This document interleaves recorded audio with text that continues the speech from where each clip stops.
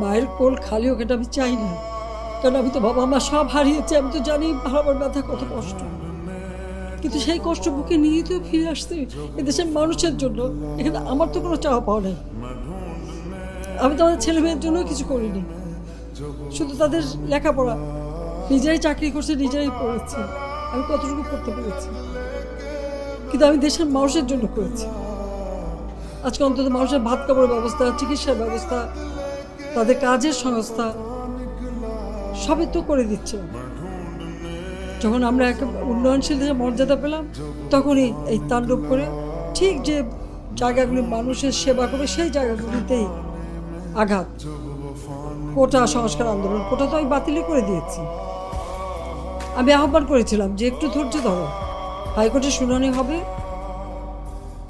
High court যে রায় দেয় না, তারপরেও এই আন্দোলন আমি আজকে এই যে এতগুলি মানুষের জীবনের ক্ষতি হলো, এতগুলি পরিবার ক্ষতি হলো, এর দায় দায়িত্ব কাদের? আমি দেশবাসীর কাছে সেই আহ্বান জানাবো যে এই ধরনের ধ্বংসযজ্ঞের জন্য এই দেশকে নিয়ে আর কেউ চালাতে না পারে। আমি সকলে সাহায্য, আমি চাই না এইভাবে মায়ের কোল খালি হোক আর এভাবে মানুষ অসহায় হয়ে পড়ুক। এই হাসপাতালটাই তো আজকে আপনারা দেখেন কত সুন্দরভাবে করে দিয়েছি। কিছু নেই হাসপাতালে, একটা লিফটও ছিল না আমি যখন সরকারে আসি। আর সেই এই হাসপাতালও আমার আব্বা স্বাধীনতার পর জাতির পিতা বঙ্গবন্ধু শেখ মুজিবই করে দিয়েছিলেন।